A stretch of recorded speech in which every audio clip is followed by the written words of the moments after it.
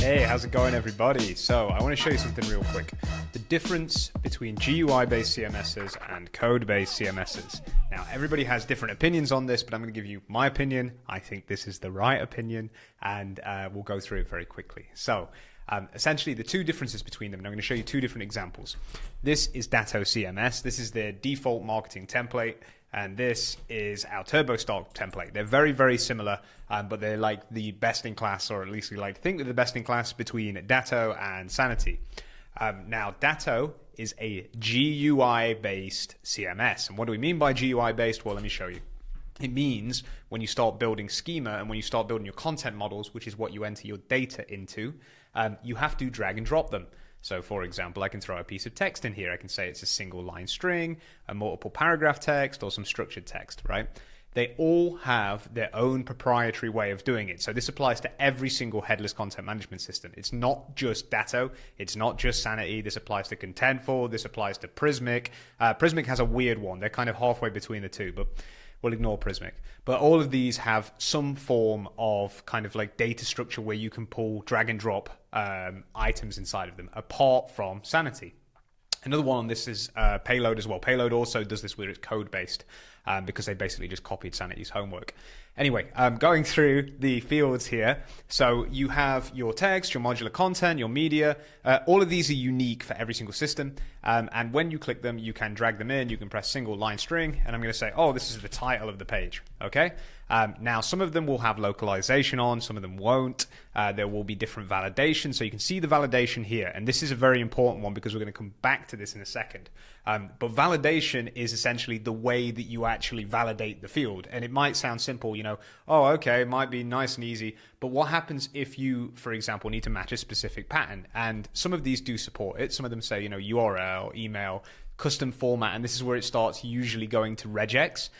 If you don't know what regex is, it's a really, really complicated way of saying, oh, by the way, the third letter has to be a capital or something like that. Or we can only do regular text and dashes. So this is kind of useful. But the problem here is, and this is what we always recommend, the same thing, is GUI-based stops at a certain point with validation. It also stops at a certain point when you need to do something custom. So as you can imagine, their GUI is presented on their website, but as soon as you want to start doing things like, oh, by the way, can I integrate our custom component that we use on the website? Or can I create a brand new SEO validator that sits inside of here? Or can I make sure that if this website has Wikipedia, we don't reference to it because we shouldn't be using Wikipedia pages to reference to? That's not possible with these validations usually inside of a GUI-based CMS. Compare this to this is the Sanity version. You should always remember this. This version has obviously a visual way that you can edit the page. You know, you can click on things, you can, you know, drag and drop, you can do all this kind of stuff. Nice and simple. So same fields, everything the exact same. However, there's a lot of custom stuff that you may want to do inside of here that Sanity allows you to do because it's a code-based. Now, that's not the only benefit. There is some negatives as well, but the benefits are that you can also build custom things inside of it. So if you look here, this is the blog page on our Roboto Studio website. You can see we have things like create OG image preview field.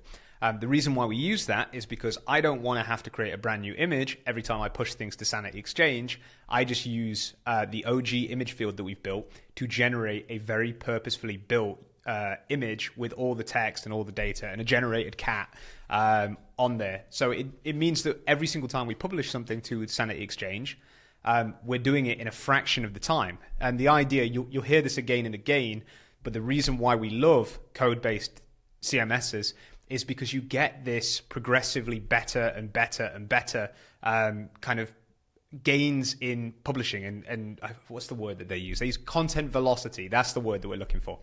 So they use this expression of content velocity. The more you can do that, the less time you have to burn through marketers and things like that. And again, the same principle here. So there's a lot of reusability and a lot of things that you would do in JavaScript. So this all sounds very positive. Why doesn't everybody just use code-based CMSs, right? Well, there is kind of, this is the negative bit. It's harder to build them. And anything that has a skill floor that's a lot higher, people go, oh shit, I don't want to learn that. So it is more difficult. Now, Sanity does have an entire learn section, but it's still quite a difficult tool to learn if you're not used to kind of like the paradigms of how a headless content management system works. So what I would say is our personal preference is always a code-based CMS, but it is very important to know the differences here, which is that if you have a GUI-based, there are going to be more agencies that can work with a GUI-based CMS or a GUI-based content modeling system, but it ultimately will be worse when you get to the point of I can't do this anymore, or I can't do this particular functionality because it's limited by the CMS itself. Whereas something like Sanity, and by proxy, I think Payload is similar. You will get the point where it doesn't matter how complicated it is, it can be built. It's just a case of time and money that needs to be used to be able to build the thing. And so you can see this here, nice and simple, but if you can read this and it reads kind of like traditional JSON, then you can basically build anything. And there is some really clever stuff that's in here. So there is things like AI automation in here because we don't actually want to write our FAQ questions every single time when we build a blog. We would much rather just take the entire content of the blog and generate the FAQs. But the best thing to do if you were trying to weigh up the difference between what is a GUI-based CMS versus a code-based CMS is just run the default templates from both. So from Sanity and from Dato and from any other tool that you're looking to potentially use, and see how they feel. And whichever one feels the best, go for that one. It's as simple as that. But the other side of this is think also about how you're going to scale your website, because if you want to be able to scale something that's like to 10,000 pages with a lot of nuances, you probably won't be able to do it as well with a GUI-based CMS. I hope this helps. I don't know anybody, or I haven't seen too much talk about people coining the terms GUI-based CMS and code-based CMS, and I don't see it thrown around a lot, but it's actually the core thing that changes how you build your website. So pay attention to it, and if you have any questions, just send us a message over. Cheers. Take care. Bye.